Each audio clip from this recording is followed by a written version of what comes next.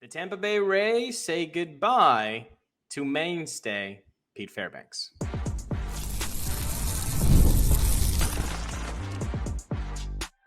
You are Locked On Rays, your daily Tampa Bay Rays podcast. Part of the Locked On Podcast Network, your team every day. Welcome into the Locked On Rays podcast. Locked On Rays is part of the Locked On Podcast Network, your team every day. And we are Kevin and Ulises. And we are lifelong Rays fans who have been podcasting about the Tampa Bay Rays since 2019. Later on today's show, the Rays have made it clear who will start at shortstop next season. In a few minutes, Brandon Lowe isn't going anywhere in 2026.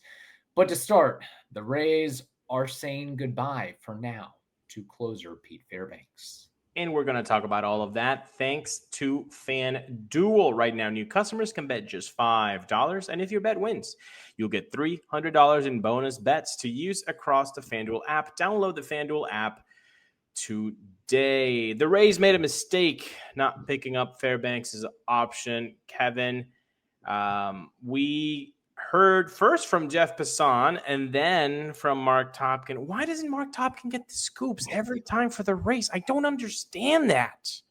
He gets the press releases after the fact, but he is not a scooperoo. He's a beat writer, I guess. It's the big names that get the scoops. Not get derailed here, but yeah, it was just it's a thing, I was like, Topper, come on, Topper. Anyway, Topper, I read it from Topper, so there you go, Topper. Yeah, I read it from you. Well, I read it from you. Yeah, but it's got to be first reported. It has to mention first reported. Has to mention the first reported by Jeff Passan. Fine, Jeff. Topkin will break, the Rays claiming a Jake Fraley, something to that extent. But the big ticket news items, we just have to presume are going to be left to the heavy hitter journalist and breaking news. And the heavy hitter journalist says that the Rays declined the $11 million option on Pete Fairbanks. He's now a free agent. That means that the Rays did the buyout for $1 million. Now, I think this is a mistake, Kevin, on multiple fronts. Mm-hmm. Number one, Pete Fairbanks is a fan favorite. You are, quote unquote, opening a quote unquote new stadium with the Trop. You need butts in seats. You need people that casual fans know of. Pete Fairbanks has been with the team since 2019.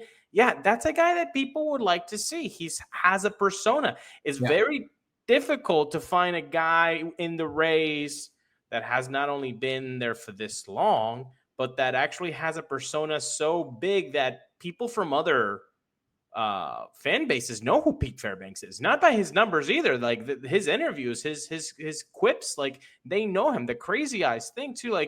That's one of the factors why I think it's a mistake. It's the fan favorite, and you want to have somebody, be the marketing kind of for that. Well, yeah, and it's not just that. I mean, those are important factors for sure, but he more or less had one of his best seasons. Marked a career most saves, had a career high workload in 60 1/3 innings pitched, and avoided the injured list for the first time in a full major league season. So kudos to Pete Fairbanks on that. And maybe the Rays were thinking, well, can he keep it up? I mean, we've seen the somewhat spotty injury history of Pete Fairbanks, and we feel like he won't be able to replicate that in 2026, which is one thing. I get it. But who on the current roster do you truly trust to take over the mantle of getting the three most important outs of the game? And maybe the Rays know something that we don't know, that, hey, they're working on something with Griffin Jackson, Edwin Uceta, or maybe they have a trade up their sleeve, or if they truly feel that they can get back to the days of balling on a budget with relievers and finding guys that nobody heard of and, turning them into notable players for a short period of time. Okay, so be it, but bullpen's not been. It's definitely not the bullpen of yesteryear that we've been used to, and you just took a key piece out of it right there. Or they think, hey, we can maybe restructure this deal with Pete, and instead of paying 11, let's take some time and and talk about it. Yeah, you're going to be a free agent, but we still hopefully get around the table with you. Maybe that's also a way of doing it. Now, I don't know if that's going to be great for the player. We've seen it happen in the past with Zunino. That was only like 4 years ago. So it has happened in the past, but it just makes you think that maybe it's going to be a little bit tougher than usual. But you mentioned something very important there. The last 3 outs, Pete Fairbanks has done 25 plus saves. I think it's either 20 plus or 25 plus saves in the last 3 years. That's not easy to do. And also, your other point was the bullpen is not the bullpen of yesteryears. No, it was not. Did you guys not see the impending blowouts that would happen whenever the bullpen would show up in July? My goodness. It reeked of, oh my God, I've seen this movie again. This is going to happen. It's going to blow up. And it blew up. It's going to blow up. And it blew up. And Pete Fairbanks was one of the guys that did not blow up. Yeah, he had his eventual problems with the long ball. Yeah, he wasn't striking out that many people. But ultimately, when you look at the stat line, he was effective. No, he was very effective. And that's the thing is the point you brought up about, okay, perhaps the Rays can try to negotiate with him and bring him back at a lower price tag. That's fine. That's fair. I understand that. But it's not just the Rays that will be competing after Pete Fairbanks' services. You theoretically have 29 other teams that may show or express some type of interest. And are the Rays able to compete on that front? It remains to be seen. I guess it all depends on what Pete Fairbanks' market value is on the open market there. Now, if their idea or thought is, okay, we really have no intention of giving millions of dollars to Pete Fairbanks, I understand the optics of it, but couldn't you just pick up the option and trade him before the season or during the season and get something in return? You just have that conversation heads up of like, hey, we're doing right by you by picking up. You're going to get $11 million in combination with us or somebody else. I think they're saying the fact that you might be traded. I think they're saying we're doing right by you by telling you right away we're not doing 11 mil. Have fun with the other 29 mil, the 20 other 9 other agents for teams. 29 other. Well, in that case, he's not coming back to the Rays. I don't think so. Is it a possibility? Sure. Maybe his market is not as hot, and by February the Rays can say, hey, maybe we can get something done. But with the bullpen in that state, like maybe that's also them giving themselves a long off season of saying, okay, on November 6th, we know Pete is no longer part of us. So now we have 4 full months to get a bullpen in place. Because if you tell me besides Uceta, who's really good in the bullpen, you're going to take a long time. And then somebody's going to yell, friend of the pod, Hunter Biggie. And I'm going to say, like, that's correct. But I'm going to say, let me see him in the Dominican Republic, how he does. And then we're going to see him in spring training. Like, there's question marks. The dude didn't pitch because he got hurt, man. And not even on the field. Right. So, yeah, I would like to see him come back healthy. And I think he's going to be great. But there's question marks involved. But other than that, the bullpen was an issue, man. You're not even going to have Manuel Rodriguez most of the season, if that. And he was the one that you kind of looked forward to seeing. So the Rays have a big issue here with their bullpen. Oh, yeah. They've got a big challenge, and hopefully the front office can work their magic and find some sort of market inefficiency with some guy or multiple guys that are out there that are being underutilized or don't have the right pitch mix, or for one reason or another, you believe that they can thrive in a huge way with the Rays and save millions of dollars by not having Pete Fairbanks, or maybe it's just open tryout for that closer spot of competition. Let's see who can, it's open for the taking. Let's see who can step up and control that role. It could be a year where, you have 8, 9, 10 different guys get a save opportunity or garner a save. And maybe that's what they're going to is maybe closer by committee and not saying that's our way because, and looking at it another way, maybe, who knows, maybe they have a great plan on how they're going to reallocate that $11 million.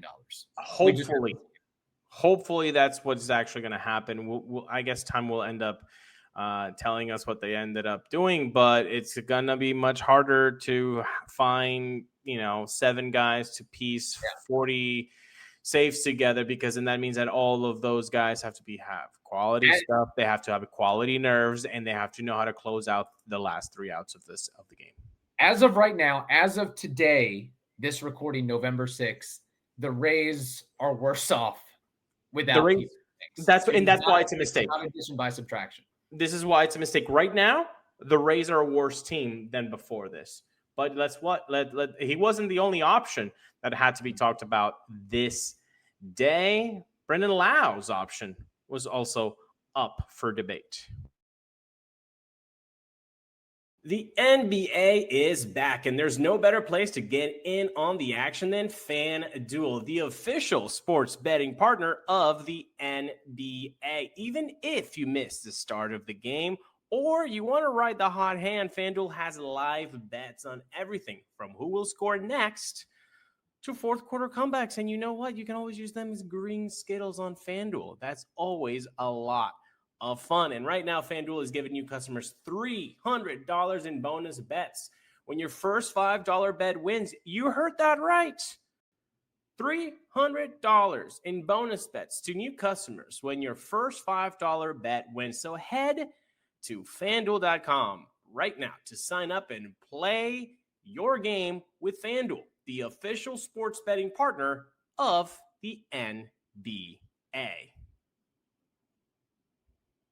Thank you so much for listening to the Locked On Rays podcast, part of the Locked On Podcast Network, your team every day.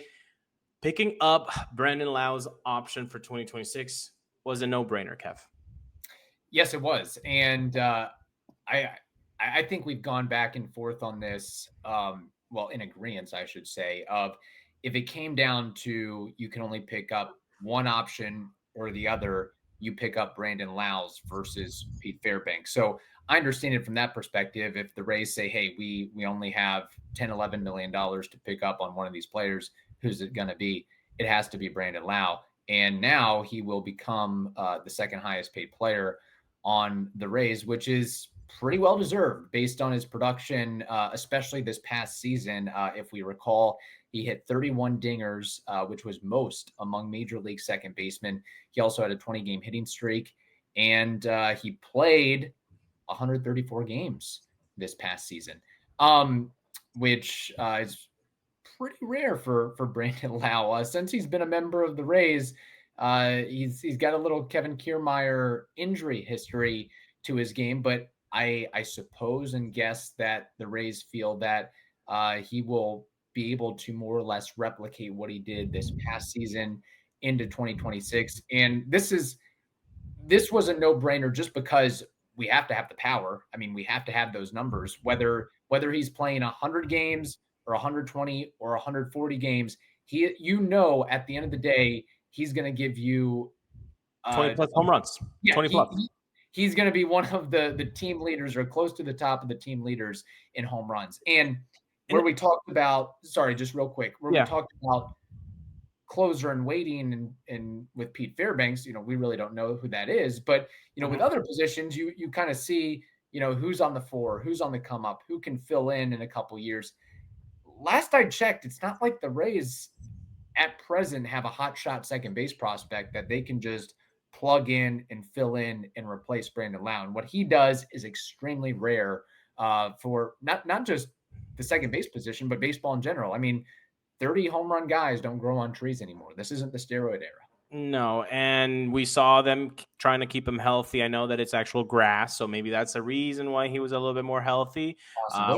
We also saw him DH a little bit and play first base this year, so maybe that's something that we'll track in 2026, trying to get him a little bit healthy. Maybe you do a little bit of a switcheroo and put Jonathan Aranda at second base. I know you don't like the glove, but maybe, hey, what do we prefer? What's the risk here of putting Jonathan Aranda at second, and then we put Bilao at first, and that way we keep Bilao healthy, but we might see some errors? Or keep it the way that it is. Jonathan looks really good at first base, and then maybe put Lowe at risk there for injury at second base. You never know. But we did have a prospect that we both wanted to succeed there. Curtis Mead obviously did not take that mantle for second base, but you're right. Like, who else is there to take it? I mean, obviously you can make the argument for Richie Palacios, but he's more of a utility guy more than anything. I don't see him like a mainstay for second base.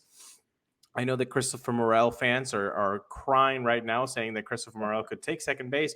I would say probably not. The Rays moved them to the outfield. So really, it's just Lowe. And lastly, Kev, yes, I'm not making any comparisons. Like, just let's keep the distances of this comparison. Okay. 2024, we saw a back-to-back that was incredible in the lefty-righty lane of Juan Soto and Aaron Judge. I mean, that was video game-like, right? Okay.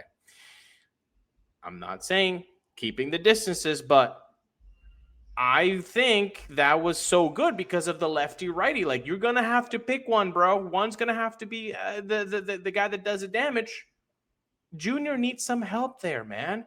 Because if Junior's the only guy who's a threat, he's going to have to start expanding the zone, and then you lose him. You lose the approach. So that's why you have to have another guy, especially from the other side, like Lowe, saying, oh, you're going to walk Junior? Fine. We got Lowe behind him.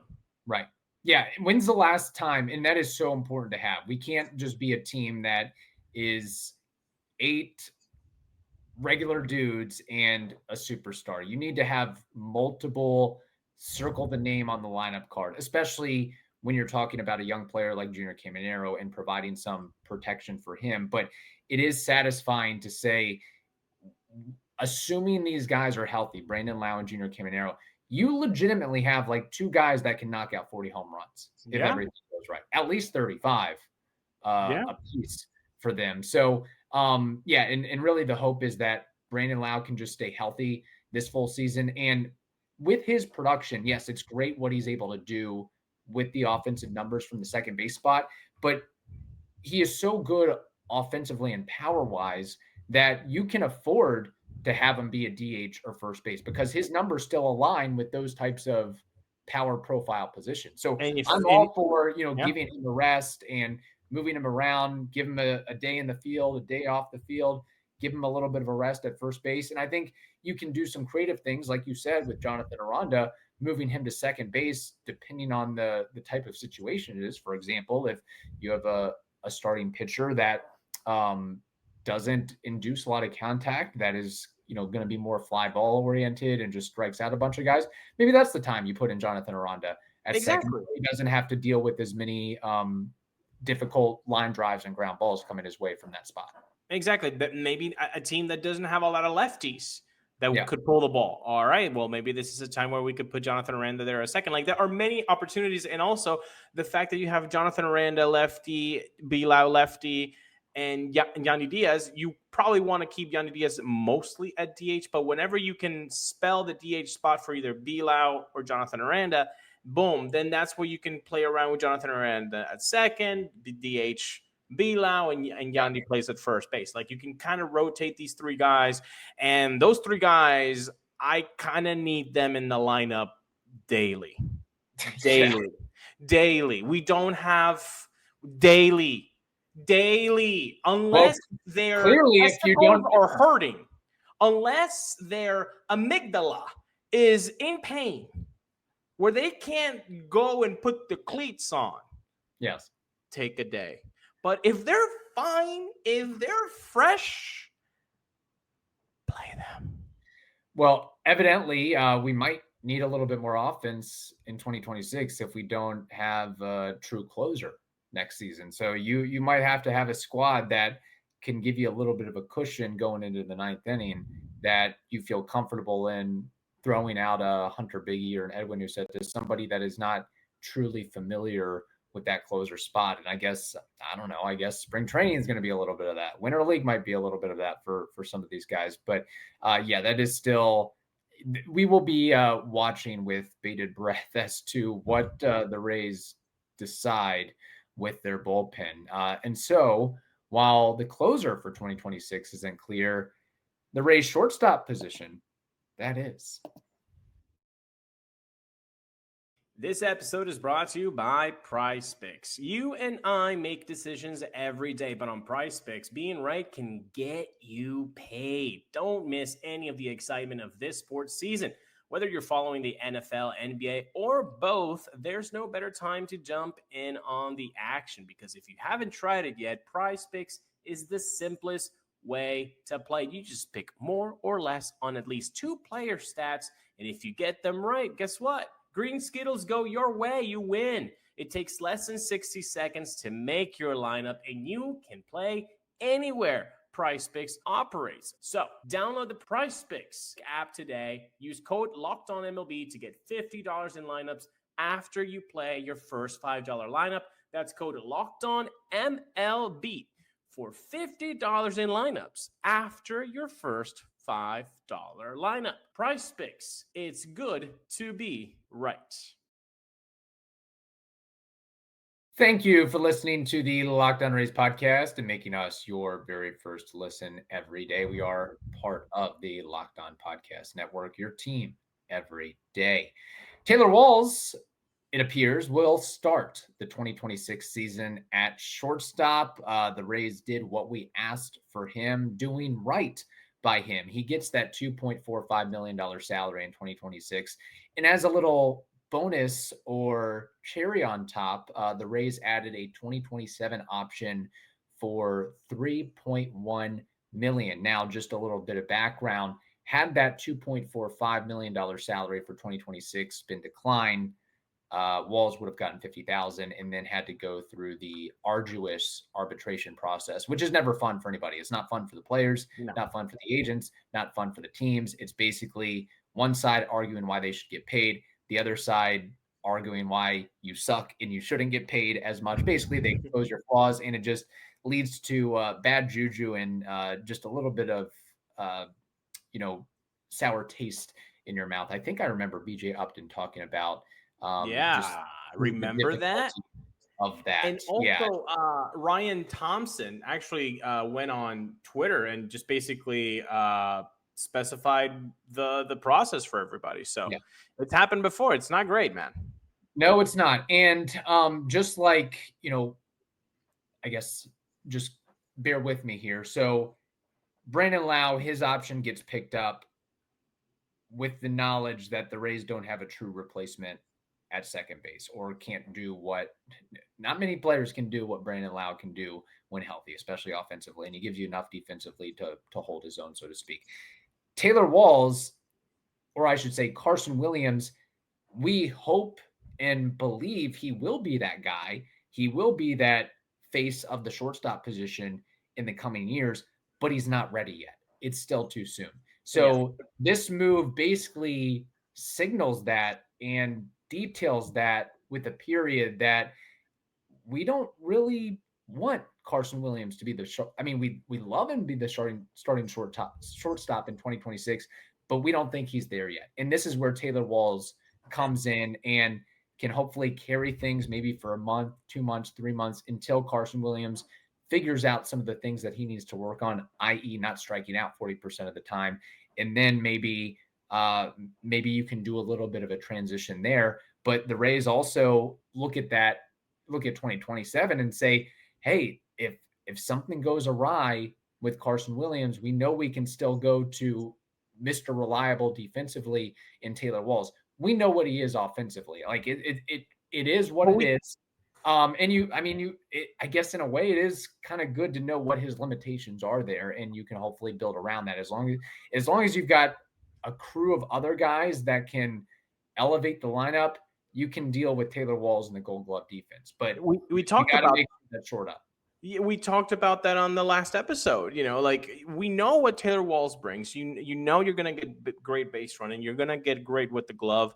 In fact, this year was a little bit better with the hitting. So obviously, this is not a oh my gosh, yes, this is happening. I know he's a two-war player, and those are obviously starters in any team. The problem is it's not not aesthetically, because what he does, it is aesthetically pleasing, but the at-bats aren't. The at-bats are a drag, to be quite frank. And I think most of the fan base feels that way. So that's why it feels kind of like, oh my gosh, again, like this is going to happen again. Look, I want to measure my words because it's very important, because it's a young player. Carson Williams is not ready. Carson Williams, I don't think gave no, let me rephrase that. Carson Williams gave the Rays enough at the MLB level that they said, we need to secure Taylor Walls for 26 and 27. Like, they saw what Carson Williams did, and they're like, we need to make sure we pick up that 26 option and extend it for 2027. So, like, you guys make whatever you want out of that information. Do you think that means they are extremely confident in Carson Williams? Maybe. Does that tell you that they have no confidence in Carson Williams? I don't think so. I think it's more in the middle. I think it's more of like, they saw some good things in Carson, but they also realized finally that not every prospect is going to be the guy. Some prospects are just going to end up being prospects. If not, ask Vidal Brujan. Yeah, ask many guys. Ask Curtis Mead, for example. There's a lot of prospects that wind up doing next to nothing at the big league level and just being a really good AAA player for what it's worth. And it's funny because it did seem when Carson Williams got called up, it was kind of by happenstance. It was like, I'm not really sure if he's ready. It's look at that strikeout rate in AAA. And maybe that was the plan or the action all along, knowing what they had with Taylor Walls, of saying, hey, we know it's still probably a little bit early to call up Carson Williams, but let's just see what he can do. Let's see what he can do and can't do and what he really has to work on. And, in their defense, sometimes a guy is just like stagnated at AAA and wants to be in the big leagues. And once they get to the big leagues, they wind up doing better. I mean, that's kind of because they know what, oh my God, I want to get back up there. So now they have something to actually look for. So that can definitely work in that schedule. But if you wanted to be a conspiracy theorist, I guess you could look at it a different way, where you're like, the fan base is asking so much about Carson. You know what? Bring him up so they see him.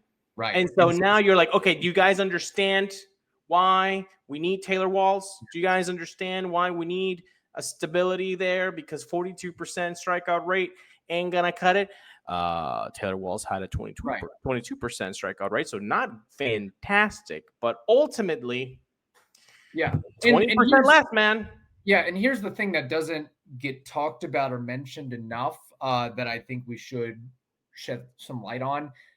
Say Carson Williams, once he gets the call up next season, because I imagine he will get another opportunity next season. Let's just hope he's here to stay and he doesn't have, he gets to the point where we can fully trust him.